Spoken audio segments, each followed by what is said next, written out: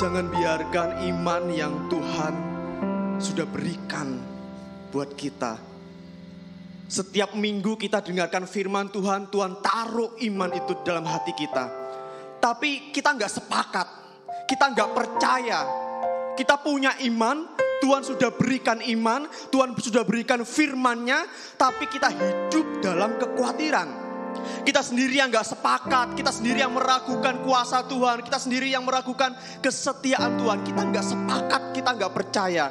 Tapi biarlah pagi hari ini kita semua mengaktifkan iman kita dengan bersepakat percaya bahwa Tuhan sanggup bekerja dalam kehidupan kita, apapun yang kita alami. Tuhan, kami serahkan pemberitaan firman-Mu dalam tangan-Mu Tuhan. Biar Engkau bekerja dalam setiap hidup kami. Tidak ada yang terlewatkan. Setiap pergumulan kami, setiap masalah kami, setiap doa kami Tuhan. Biarlah pagi hari ini kami boleh melihat Engkau bekerja dalam kehidupan kami. Terima kasih Bapa, terima kasih. Kita semua yang percaya, katakan sama-sama, amin, amin. Silakan duduk Bapak Ibu, Shalom. Adakah di antara kita yang ketika kita katakan betapa baiknya Tuhan, rasanya berat. Ketika kita katakan Tuhan setia, rasanya kok Tuhan gak tolong-tolong.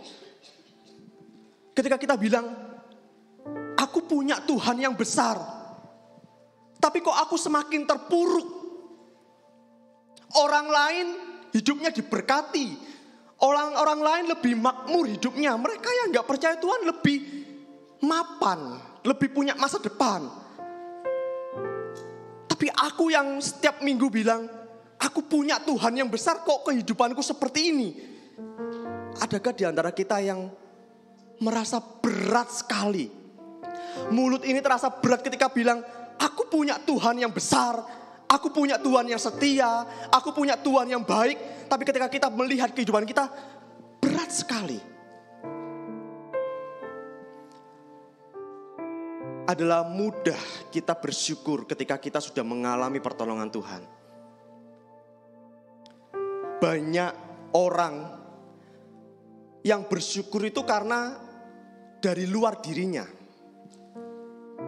Ketika WL bilang mari kita ucapkan syukur, kita naikkan ucapan syukur, kita baru bisa terima kasih Tuhan. Didorong dulu dari luar. Diminta dulu oleh WL. Ketika ada lagu yang membantu kita untuk mengucap syukur, kita baru bisa terima kasih Tuhan kau baik. Nunggu ada lagunya. Ketika kita masuk ke gereja, kita baru bisa bilang Tuhan kau baik. Harusnya bersyukur itu bukan karena dorongan dari luar. Bukan karena kita sudah terima dulu berkat Tuhan. Bukan karena kita sudah menerima jawaban doa. Bersyukur itu harusnya dari dalam. Tanpa WL, tanpa lagu, bukan hanya di gereja. Saat Tuhan belum jawab doa kita, bahkan saat keadaan kita semakin terpuruk dalam kesesakan, syukur itu lahir dari dalam. Amin. Gak nunggu dari luar. Itu sebabnya kita mau belajar firman Tuhan. Bahwa ada pemulihan dalam bersyukur. Bukan bersyukur setelah kita dipulihkan. Pemulihan terjadi ketika kita bisa mengucapkan syukur. Bukan sudah diberkati Tuhan, disembuhkan Tuhan, baru bilang terima kasih Tuhan. Bukan. Di saat kita bisa mengucapkan syukur, disitulah pemulihan terjadi. Amin.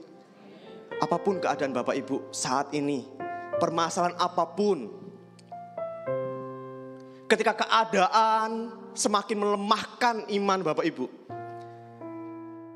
ketika hasil pemeriksaan dokter semakin membuat Bapak Ibu down, ketika melihat usaha toko Bapak Ibu kok semakin sepi, buat Bapak Ibu semakin hambar, sulit untuk percaya Tuhan. pagi hari ini kita akan diingatkan bahwa ketika kita mampu mengucapkan syukur, disitulah pemulihan terjadi. Amin. Kita sama-sama membuka Alkitab kita di dalam Lukas pasal 17.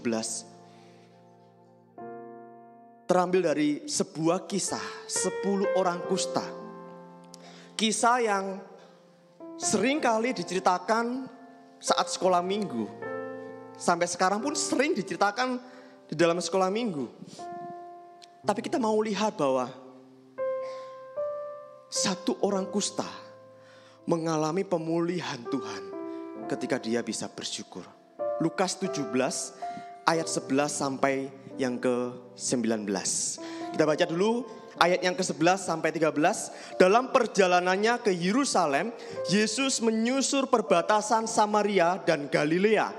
Ketika ia memasuki suatu desa, datanglah 10 orang kusta menemui dia. Mereka tinggal berdiri agak jauh dan berteriak, "Yesus Guru, kasihanilah kami." Ada yang menarik dari ayat ini, ketika dikatakan dalam perjalanannya ke Yerusalem, Yesus menyusuri perbatasan Samaria dan Galilea. Saat itu, ini sebuah peta Israel. Waktu itu Yesus ada di daerah Efraim di sini. Lihat titik merah di sini. Sebenarnya kalau mau pergi ke Yerusalem, tinggal pergi ke selatan sedikit. Perginya ke selatan. Yesus mau pergi ke Yerusalem, arahnya ke selatan. Tapi menariknya bahwa dikatakan dalam perjalanannya ke Yerusalem, Yesus menyusuri perbatasan Samaria dan Galilea. Itu artinya dari Efraim, Yesus pergi ke utara, nyusuri ini perbatasan. Yang warna kuning ini daerah Yudea. Yang warna hijau ini daerah Samaria. Nah, ini perbatasannya. Harusnya pergi ke selatan sedikit, tapi Yesus justru pergi ke utara dan menyusuri perbatasan ini. Buat apa? Gak efisien. Langsung aja turun ke selatan. Gak jauh. Tapi Yesus memilih jalan ke utara, terus menyusuri perbatasan Galilea dan Samaria. Kenapa ada perbatasan? Saat itu ada pertikaian antara Samaria dan Yehuda. Ini dua wilayah yang bertengkar. Padahal mereka satu bangsa dulunya. Tapi karena beda paham, beda prinsip, beda nilai, akhirnya mereka berperang. Mereka gak bisa jadi satu. Akhirnya dibangunlah sebuah tembok pemisah. Karena bagi orang Yudea, orang Samaria ini bukan lagi umat Tuhan. Orang Samaria ini hidup dalam dosa. Orang Samaria ini suka kawin campur dengan bangsa lain yang menyembah berhala. Akhirnya mereka bangun tembok pemisah. Yang cuma umat Tuhan adalah Yudea, Israel Selatan. Samaria bukan. Menariknya Yesus ketika pergi ke Yerusalem, pasal 17 ini adalah hari-hari di mana Yesus akan disalib. Ketika Yesus pergi ke Yerusalem, itu semakin mendekati penyalipannya. Tapi sebelum pergi ke Yerusalem, Yesus pergi ke utara, menyusuri tembok pemisah. Yang membuktikan bahwa tidak ada lagi yang memisahkan nanti. Ketika bertemu dengan wanita Samaria yang berzina berkali-kali, Yesus bilang, engkau menyembah di gunung kepada Tuhan yang tidak kamu kenal. Tapi sebentar lagi engkau akan menyembah Tuhan. Bukan di gunung ini, di dalam roh dan kebenaran. Yesus akan menghancurkan tembok pemisah itu. Apa yang terjadi ketika Yesus pergi ke utara, menyusuri perbatasan? Dia memasuki suatu desa. Bukan kota, desa. Beberapa penafsiran mengatakan bahwa desa ini adalah desa khusus untuk tempat isolasi orang-orang yang sakit kusta, sakit lepra, penyakit yang sangat menular, dan penyakit yang semakin hari semakin menggerogoti bagian tubuh orang yang kena penyakit itu. Akhirnya diasingkan. Kita pernah mengalami isolasi ya kan, waktu COVID. Isolasinya di kamar, bukan di kota lain. isolasinya di rumah sakit, tapi kan masih mendapat perawatan yang terbaik. Anggota keluarga yang lain masih memberi makan, memberikan obat, meskipun harus terpisah jaraknya karena isolasi, tapi kita masih punya keluarga. Sedangkan mereka 10 orang diasingkan, dibuang oleh keluarganya di sebuah desa di perbatasan Yudea dan Samaria. Yesus pergi mendatangi mereka. Ketika Yesus masuk ke sebuah desa itu, 10 orang kusta berteriak, 10 orang kusta berseru, "Yesus Guru, kasihanilah aku." Bisa next. Pemulihan terjadi ketika kita berseru. Pemulihan terjadi ketika kita datang pada Tuhan. Pemulihan terjadi ketika kita berteriak, "Yesus tolong aku." Tapi saya mau katakan bahwa sebelum mereka berseru, Yesus itu sudah sengaja datang ke utara, mendatangi 10 orang kusta itu. Sebelum kita minta tolong Tuhan, tolong aku, Yesus lebih tahu kapan waktu terbaik untuk menolong kita. Amin. Sebelum mereka berteriak, Yesus sudah pergi ke utara duluan. Yang harusnya langsung pergi ke selatan, Yesus pergi ke utara. Orang kusta itu enggak telepon Yesus, "Yesus kesini dong." Enggak. Yesus lebih tahu kapan waktu terbaik untuk menolong kita. Dan Tuhan tidak pernah terlambat untuk menolong kita. Meskipun seakan-akan Tuhan lama sekali menolong kita, Tuhan tidak pernah terlambat karena Tuhan punya waktu yang terbaik. Amin. Justru kitalah yang terlambat untuk datang, terlambat untuk berseru pada Tuhan, terlambat untuk meminta tolong pada Tuhan.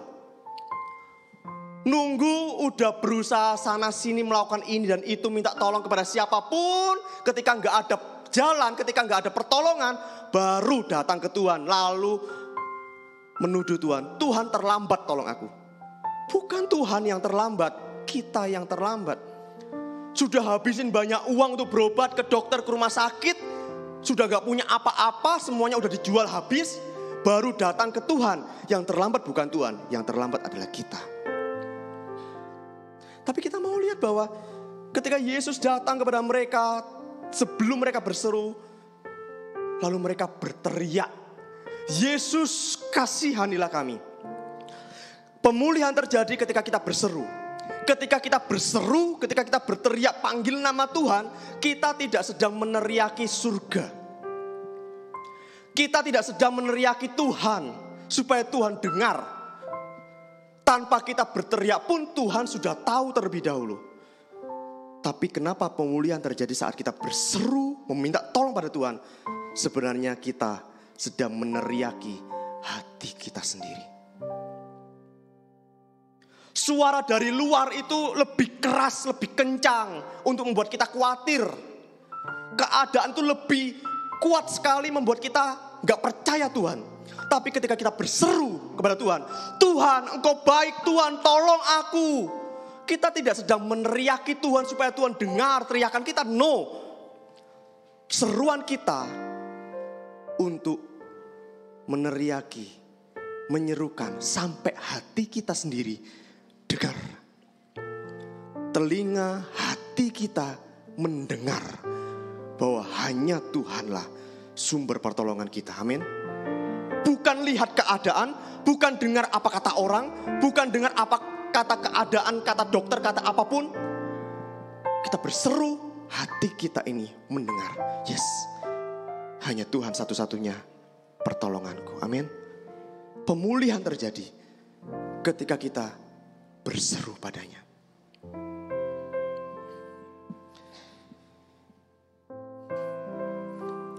Next.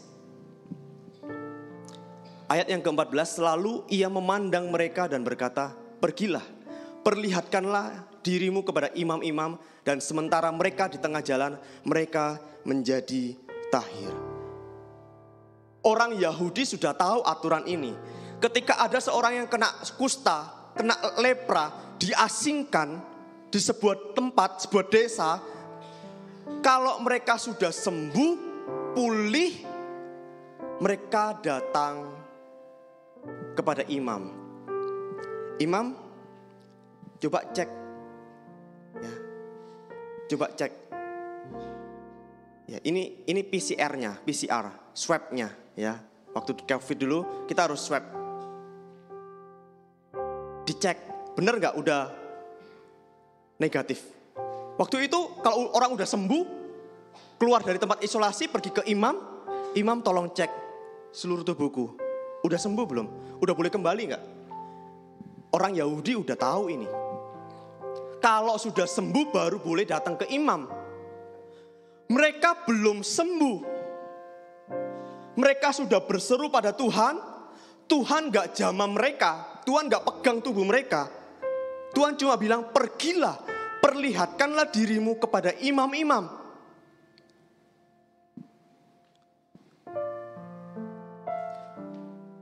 Bagi mereka itu sulit sekali. Mungkin logika mereka lebih kuat. Mereka bilang, gak bisa, Yesus harus sembuh dulu. Kata orang harus sembuh dulu baru ke imam. Tapi luar biasanya 10 orang kusta itu memilih untuk percaya. Next, pemulihan terjadi ketika kita percaya.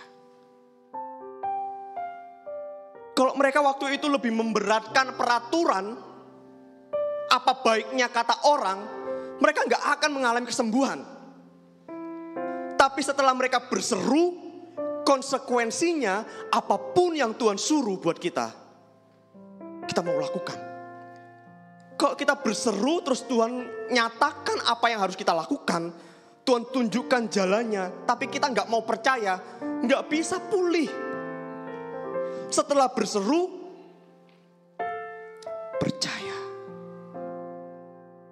Akhirnya mereka meskipun belum sembuh, belum dinyatakan sembuh, tapi Tuhan minta pergi ke imam-imam, tunjukkan dirimu. Di dalam perjalanan mereka menjadi tahir, bersih.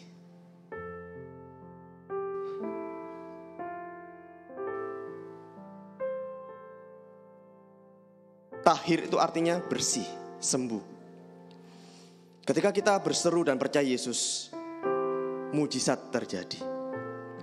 Tapi sayangnya, banyak orang yang sudah puas sampai tahap ini. Dalam keadaan yang tersesak, pergumulan yang berat, kita minta tolong sama Tuhan,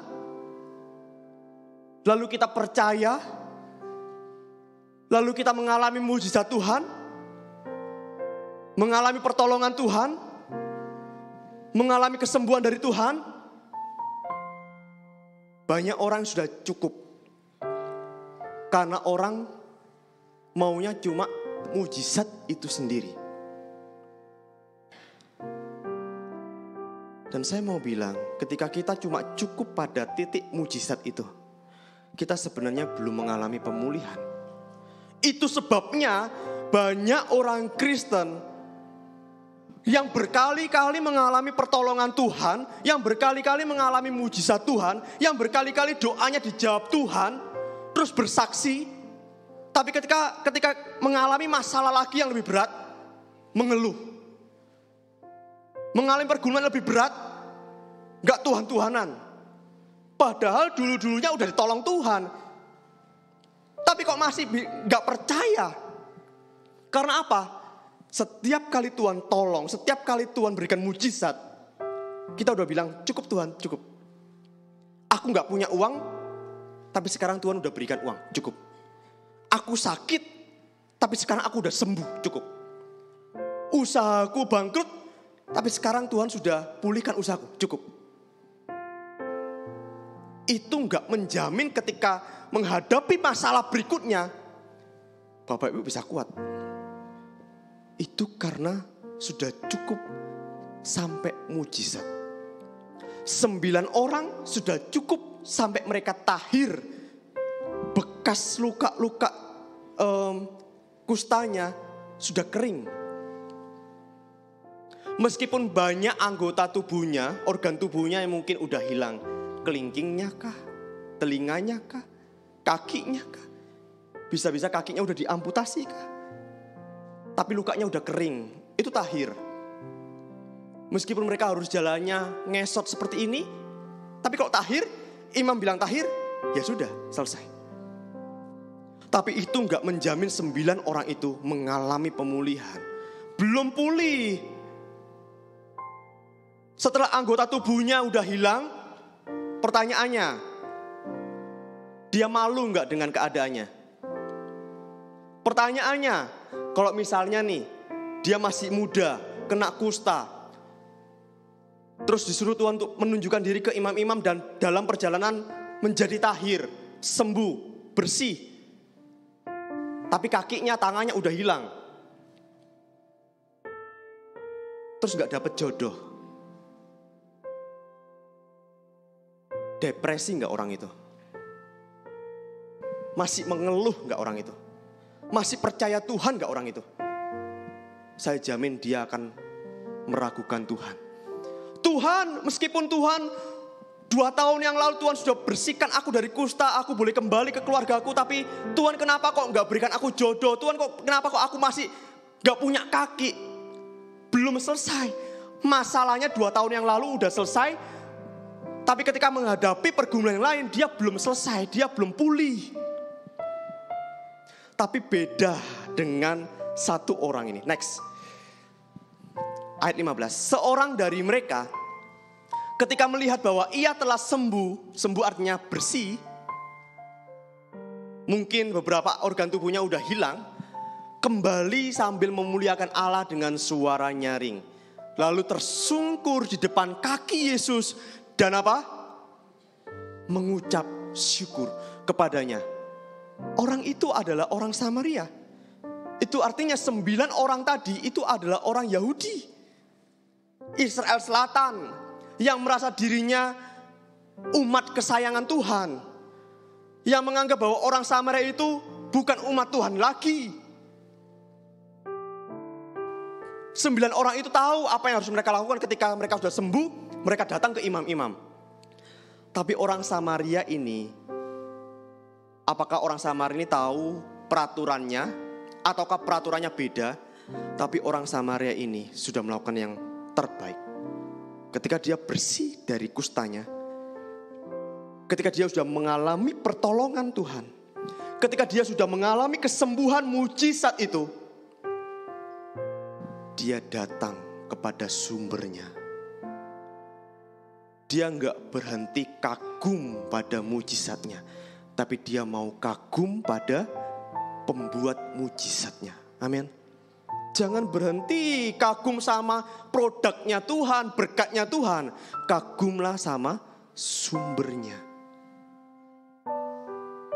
Apa yang terjadi ketika satu orang ini sudah mengalami mujizat Tuhan, lalu datang tersungkur mengucap syukur kepada pembuat mujizat itu, pemberi kesembuhan itu. Next, ayat 16. Lalu Yesus berkata, bukankah ke-10 orang tadi semuanya telah menjadi tahir?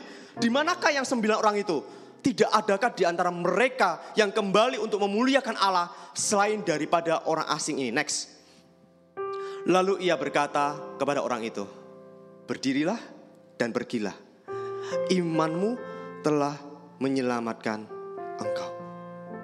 Kalau kita baca Alkitab, kita bahasa Indonesia, kita akan bertanya, 10 orang kusta disuruh Tuhan pergi ke imam dalam perjalanan menjadi tahir, bersih dari kustanya, sembuh. 9 orang pergi ke imam gak kembali kepada Yesus, 1 orang kembali kepada Yesus tersungkur mengucap syukur. Pertanyaannya, Yesus bilang sama 1 orang ini, pergilah, imanmu telah menyelamatkan engkau. 9 orang tadi selamat enggak? 9 orang sembuh, yang 1 orang sembuh. 9 orang bersih dari kusta, yang 1 orang juga bersih dari kusta. Lalu apa bedanya 9 orang dengan 1 orang ini? Mereka sama-sama sudah mengalami keselamatan, kesembuhan. Tapi kenapa dibilang imanmu telah menyelamatkan engkau ketika engkau sujud bersyukur? Next. Oh, belum. Kembali. Ketika dia sujud bersyukur kepada Tuhan, imanmu telah menyelamatkan engkau. Di dalam Alkitab bahasa Inggris, King James Version, and he said unto him, Rise, go thy way, thy faith hath made thee whole. Whole artinya utuh. Nggak ada di bahasa Indonesia. Komplit, sempurna, lengkap, utuh, seperti semula. Ketika kita memecahkan sebuah gelas kaca, lalu kita berusaha memperbaikinya, bisa jadi seperti gelas lagi, tapi masih ada bekas lem-lemnya, ya kan? Tapi itu bukan utuh. Utuh artinya kembali seperti semula, keadaan yang sempurna. 9 orang itu memang sembuh, tahir dari kustanya. Tapi mereka gak jadi orang yang utuh, sempurna. Bekas kustanya masih ada, beberapa organ tubuhnya hilang, dan mereka masih mengalami gangguan kesehatan yang lain. Mungkin gangguan kesehatan mental, mereka stres, depresi, minder, gak percaya diri. Tapi satu orang ini ketika kembali pada Tuhan, kembali pada sumbernya, dan mau mengenal lebih dalam lagi pemberi mujizat itu, Tuhan bilang, imanmu telah membuat kamu utuh. Bisa jadi satu orang ini datang kembali pada Yesus dengan tangan yang sudah gak utuh.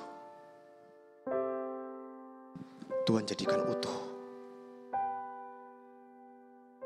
Ketika Petrus menghunuskan pedangnya kepada salah seorang tentara, telinganya terputus, Tuhan bisa menjadikan utuh.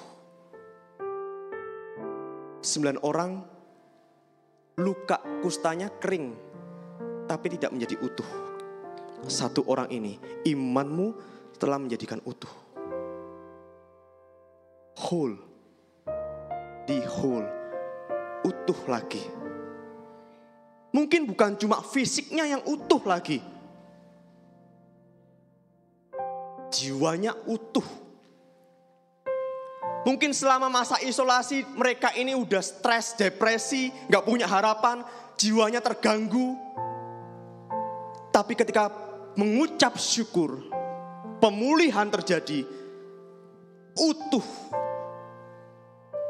Fisiknya utuh, jiwanya utuh, rohnya utuh. Ketika Bapak Ibu mengalami pergumulan,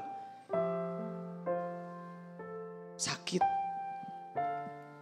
jangan puas ketika Tuhan sembuhkan Bapak Ibu. Karena Bapak Ibu belum utuh. Bapak Ibu masih gampang mengeluh lagi. Kena masalah mengeluh. Kena masalah lagi gak mau ke gereja. Belum utuh jiwa dan rohnya. Akhirnya jiwanya masih gampang sakit, tubuhnya sakit lagi. Jangan puas ketika Tuhan memberkati ekonomi Bapak Ibu. Tuhan buka jalan ekonomi Bapak Ibu. Jangan puas di situ. Mujizat itu diberikan pada kita supaya kita bisa mengenal pemberi mujizat itu. Amin. Dan ketika kita datang pada pemberi mujizat itu, kita menjadi utuh. Bapak Ibu, pujian yang kita udah nyanyikan bahwa iman kita bersepakat percaya.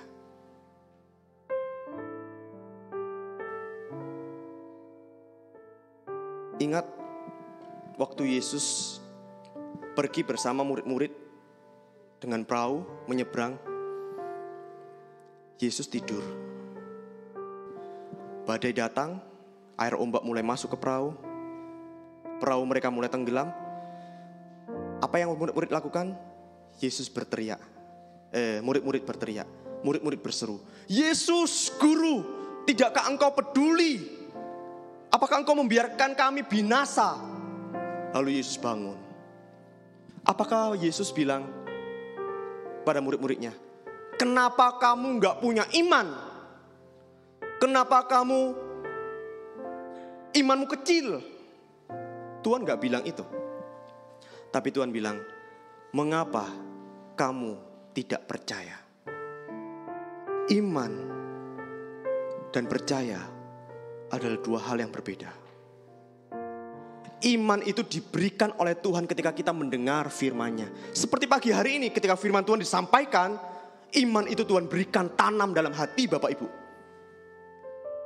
Seperti benih, itulah iman. Tapi ketika diperhadapkan dengan kenyataan, pergumulan, masalah, keadaan Bapak Ibu, apa yang kita lakukan dengan iman ini? Iman ini akan menjadi tidak aktif, tidak bekerja ketika kita memilih untuk hidup dalam kekhawatiran.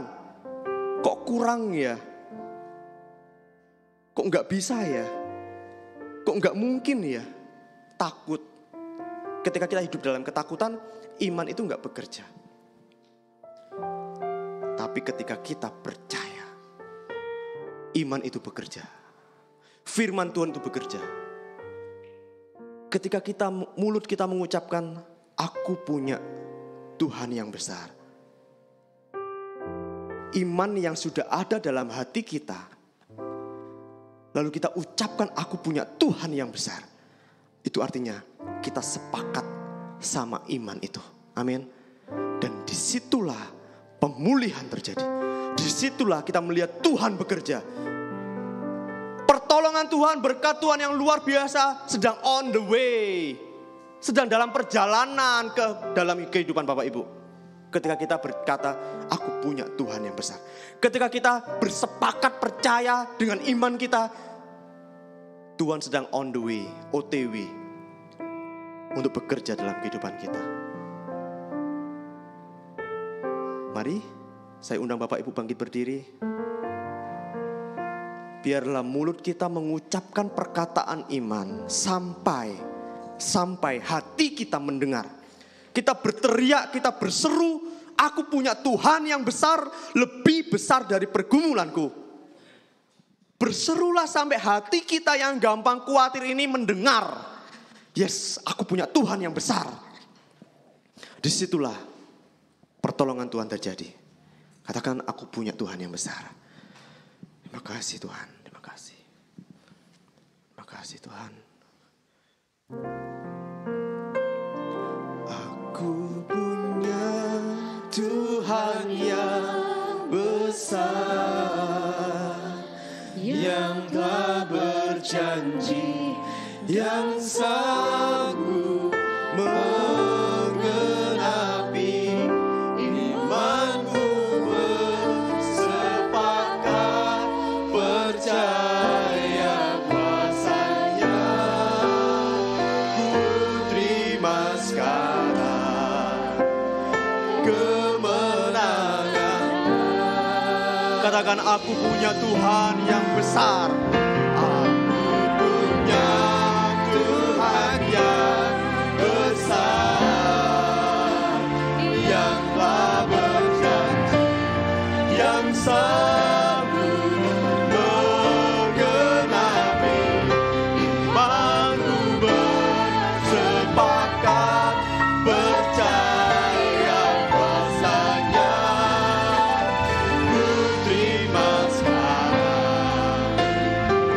Katakan sekali lagi, aku punya Tuhan yang besar.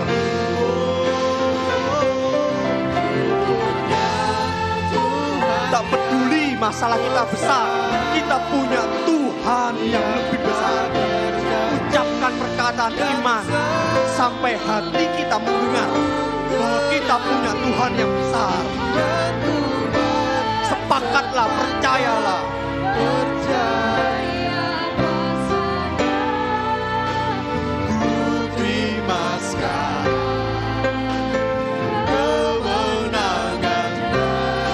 Katakan, imanku bersepakat. Imanku bersepakat.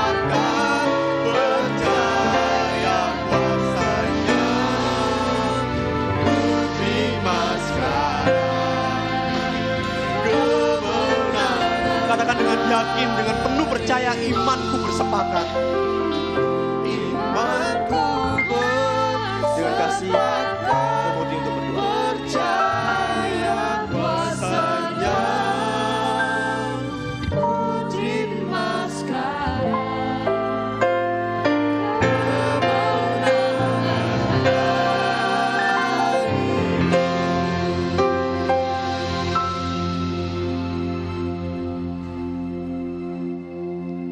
Kami aminkan firman-Mu Tuhan pagi ini. Kami tidak mau membiarkan, kami tidak mau mendiamkan benih iman yang Tuhan taruh, Tuhan beri kepada kami dalam hidup kami. Kami mau putuskan, kami mau sepakat, kami mau lakukan, kami mau aktifkan iman percaya kami Tuhan. Kami mau terus percaya, kami mau perintahkan pada diri kami, kami harus percaya. Tuhan, tolong kami yang lemah, kami yang sakit, kami yang kecewa, kami yang mengalami kepahitan, kami yang sedang undur, kami yang jenuh, kami yang letih, kami yang tidak percaya lagi, kami yang kurang percaya, kami yang sudah terlalu lama mengatakan bahwa kami tidak bisa berbuat apa-apa. Tuhan tidak adil. Kebesaran Tuhan begitu jauh. Tidak mungkin kami mengalami kebesaran Tuhan. Tuhan, ampuni kami. Pagi ini kami mau sama-sama, kami semua yang dengar firman Tuhan, kami mau tangkap pesan Tuhan pagi ini. Kami mau percaya kembali, kami mau bangkit kembali. Jemaat Tuhan bangkit, gereja Tuhan bangkit. Semua mengalami kebesaran Tuhan, semua mengalami kemahakuasaan Tuhan. Engkau sanggup melakukan segala perkara Tuhan. Engkau tidak hanya menyembuhkan, Engkau sanggup memulihkan, Engkau sanggup memberkati, Engkau sanggup menolong kami, Engkau sanggup menyempurnakan kami, mengembalikan seperti yang Tuhan mau. Tuhan, Engkau sanggup menjawab doa kami lebih banyak, lebih sempurna, lebih dari yang bisa kami pikirkan Tuhan. Engkau maha kuasa. Terima kasih Tuhan, terima kasih. Haleluya. Ampuni ketidakmengertian kami, ketidaktahuan kami. Seringkali kami mengecilkan Tuhan yang maha besar. Tuhan, ampuni kami. Tidak ada yang mustahil bagi Tuhan, tidak ada yang sukar, tidak ada yang sulit bagi Tuhan. Semua jemaat Tuhan dari kecil, besar, muda, tua, semua Tuhan. Kau tolong kami semua, Kau pimpin kami semua Tuhan. Semua jemaat-Mu, semua umat-Mu Tuhan mengalami kebesaran Tuhan. Semua mengalami yang namanya terkagum-kagum akan Tuhan. Terima kasih Tuhan, terima kasih semua jemaat Tuhan kembali setia. Ikut Tuhan, mengikut Tuhan, kembali dipimpin Tuhan, kembali penuh Roh Kudus. Terima kasih Tuhan, terima kasih. Terpujilah nama-Mu. Kami berdoa khusus untuk bangsa dan negara ini. Indonesia sedang akan memilih pemimpin. Tuhan tolong pilihkan pemimpin bagi bangsa kami. Pemimpin yang takut akan Tuhan, yang mencintai rakyat Indonesia. Terima kasih Tuhan. Roh takut akan Tuhan ada di negeri ini. Pertobatan yang besar terjadi di negeri ini. Haleluya. Bangsa yang jujur. Haleluya. Haleluya. Terima kasih. Bangsa yang suka memberi, tidak lagi menjadi bangsa yang suka mencuri, tapi bangsa yang suka memberi. Haleluya. Rajin bekerja. Terima kasih Tuhan, terima kasih. Haleluya, penuh kasih Tuhan, penuh kekuatan Tuhan, penuh hikmat Tuhan. Terima kasih sekali lagi, pertobatan yang besar terjadi di negeri ini, meninggalkan segala kejahatan, berbalik kepada Tuhan. Terima kasih ya Tuhan, terima kasih. Kami akan kembali melanjutkan segala aktivitas kami kembali ke tempat kami masing-masing. Kami percaya terus menikmati semua yang terbaik dari Tuhan. Perlindungan penyertaan Tuhan yang sempurna. Anugerah kasih karunia Tuhan melimpah seumur hidup kami. Terima kasih. Kami berdoa, percaya, bersyukur demi nama Bapa, Putra, Roh Kudus. Yang kami kenal dalam nama Tuhan Yesus Kristus. Tuhan dan Juru Selamat kami yang hidup. Yang punya kuasa surga dan bumi. Haleluya. Semua yang percaya sama-sama katakan amin. Tuhan Yesus memberkati.